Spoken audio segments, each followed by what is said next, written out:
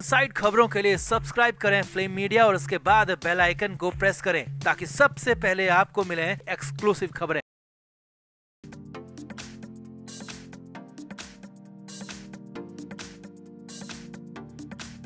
महाराष्ट्र चुनाव के लिए नामांकन का वक्त खत्म हो चुका है। जी हां, 22 तारीख से शुरू हुआ नामांकन 29 तारीख को खत्म हो गया और अब इसके बाद कैंडिडेट्स भी फाइनल हो गए। लेकिन ये क्या बड़ी खबर ये है कि कई सीटों पर महाविकास अघाड़ी के एक नहीं बल्कि दो कैंडिडेट हैं। जी हां, कई सीटें ऐसी थी जहां पर उद्धव ठाकरे की पार्टी ने कैंडिडेट घोषित किए थे, लेकिन उन्हीं सीटों पर कांग्रेस ने भी अपने कैंडिडेट घोषित कर दिया। और यही नहीं, कई जगह उद्धव ठाकरे के साथ साथ शरद पवार के साथ भी कांग्रेस का रिफ्ट हुआ, क्लैश हुआ है। लेकिन अब इस बीच इन सब के बीच में आदित्य ठाकरे ने इस पूरी रिफ्ट पर, इस पूरी बातचीत पर खुलकर बोला है, सब कुछ बता दिया, खुद पापा की पोल खोल दी है। जी हां, नाना पटोले ने उद्धव ठाकरे को चिट्ठी लिखी थी, तो उस चिट्ठी में क्या क्या लिखा और वोटिंग से ठीक पहले अंदर की बात क्या है जिस पर उद्धव ठाकरे परेशान है, उद्धव ठाकरे के दिल में क्या चल रहा है, तो सब कुछ आपको दिखाते हैं, बताते हैं। आप भी इस वीडियो को शेयर करें, कमेंट बॉक्स में अपनी राय जरूर दें। तो महाराष्ट्र में नामांकन खत्म हो चुका है, अब नाम वापसी होगी। जी हाँ, कुछ सीटों पर नाम वापसी हो सकती है, कुछ सीटों पर कैंडिडेट अपने नाम वापस ले सकते हैं। लेकिन हाँ, ये कंफर्म है कि कई सीटें ऐसी हैं जहां महाविकास अघाड़ी के बीच में फ्रेंडली फाइट होने वाली है। जी हाँ, इसे नाम तो फ्रेंडली फाइट दिया जा रहा है, लेकिन ये लड़ाई असली वाली है, क्योंकि इन्हीं सीटों का मुद्दा था बवाल का पहले दिन से, और इन्हीं सीटों का बवाल आखिरी दिन तक चलता रहा है और इन सीटों पर अभी भी सहमति नहीं बन पाई। और इसीलिए कांग्रेस और उद्धव ठाकरे ने अपने अपने अलग अलग कैंडिडेट एक सीट पर खड़े कर दिए, और ऐसी एक दो नहीं बल्कि कई सारी सीटें हैं, कम से कम 8 से 10 ऐसी सीटें बताई जा रही हैं। अब इस बीच उद्धव ठाकरे को नाना पटोले ने इसी नाराजगी में एक चिट्ठी लिखी थी। अब उस चिट्ठी में क्या क्या लिखा था तो ये साफ नहीं हुआ था, लेकिन अब खुद आदित्य ठाकरे, जी हाँ, उद्धव ठाकरे के बेटे आदित्य ठाकरे ने अपने पापा की पोल ही खोल दी है, खुद बता दिया कि उस चिट्ठी में क्या लिखा है। सूत्रों के मुताबिक खबर है कि इस चिट्ठी में नाना पटोले ने उद्धव ठाकरे से बेहद ज्यादा नाराजगी जताई है और साफ साफ लिखा है, साफ साफ उसमें कहा गया है कि जब कांग्रेस ने लोकसभा चुनाव में इन सीटों पर अच्छा प्रदर्शन किया था और आपसे बात भी हुई थी, तो आपने जानबूझकर इन सीटों पर अपने प्रत्याशी पहले ही क्यों घोषित कर दिए। आपसे हम अभी भी कहते हैं, नाम वापसी का वक्त अभी बचा हुआ है, नाम वापस ले लें और गठबंधन को बचाएं,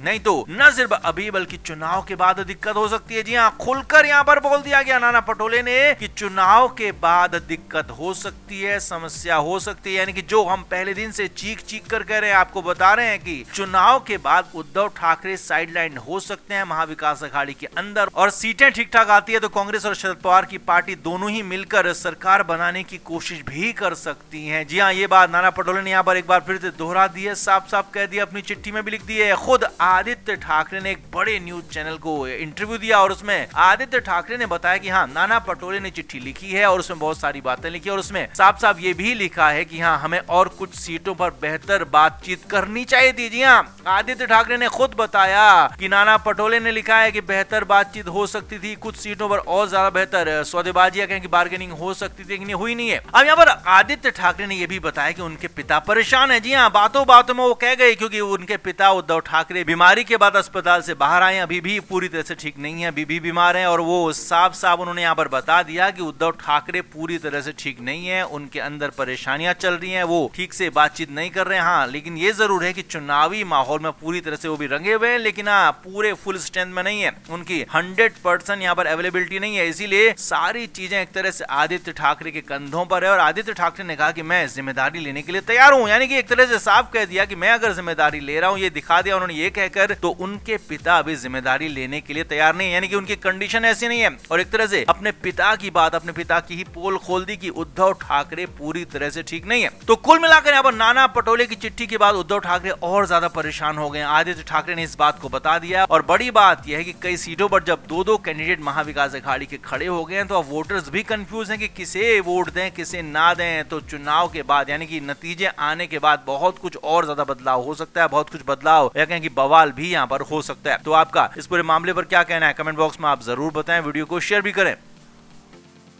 तो उद्धव ठाकरे अपनी पार्टी के लिए स्टार प्रचारक हैं। हालांकि उनकी तबीयत फिलहाल ठीक नहीं है और वो प्रचार उस तरीके से कर नहीं पा रहे हैं जिस तरीके से उन्होंने लोकसभा चुनाव में प्रचार किया था, लेकिन फिर भी कुछ जगहों पर वो जा रहे हैं और कुछ जगहों पर आगे भी जाएंगे। लेकिन इस बीच मुंबई की वर्ली सीट बहुत ज्यादा हॉट सीट बन गई है, क्योंकि यहाँ पर पिछली बार आदित्य ठाकरे जीते थे और इस बार भी आदित्य ठाकरे को वर्ली से टिकट दिया गया है। लेकिन ये क्या, उनके खिलाफ उतार दिया गया हैवीवेट बड़े नाम मिलिंद देवड़ा को। जी हाँ, शिवसेना शिंदे गुट में शामिल मिलिंद देवड़ा को यहाँ पर उद्धव ठाकरे के बेटे आदित्य ठाकरे के खिलाफ वर्ली सीट से कैंडिडेट बनाया गया है। शिंदे गुट ने बहुत बड़ा दांव खेला है और कहा तो ये भी जा रहा है कि यहाँ पर फाइट बहुत ज्यादा टाइट हो गई है, क्योंकि मिलिंद देवड़ा यहाँ पर बड़े कैंडिडेट, तूफानी कहेंगे दमदार कैंडिडेट माने जाते हैं और आदित्य ठाकरे को वो कड़ी नहीं बल्कि बहुत बड़ी टक्कर देंगे, ऐसा लगातार कहा जा रहा है। लेकिन अब अंदर की खबर, जी हाँ, इनसाइड स्टोरी है कि मिलिंद देवड़ा वाला दांव शिंदे गुट ने अकेले नहीं खेला है, बल्कि इसके पीछे कांग्रेस भी बताई जा रही है। जी हाँ, सूत्रों के मुताबिक बड़ी खबर आपको बता रहे कि नाना पटोले इस पूरे प्लान के पीछे बताए जा रहे हैं, क्योंकि उद्धव ठाकरे को रोकना या कहें कि उद्धव ठाकरे की सीटें कमाए, खास तौर पर उनका बेटा अगर कहीं किसी सीट पर फंस जाता है तो इसका सबसे ज्यादा फायदा किसी को होता है तो वो कांग्रेस ही है, क्योंकि कांग्रेस और नाना पटोले ये मानकर चल रहे हैं कि इस बार उनकी यानी कि महाविकास अघाड़ी की सरकार महाराष्ट्र में बननी है